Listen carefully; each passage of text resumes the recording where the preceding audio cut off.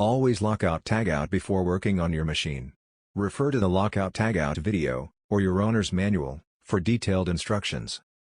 To change the screwdriver bits, simply slide the coupler back and remove.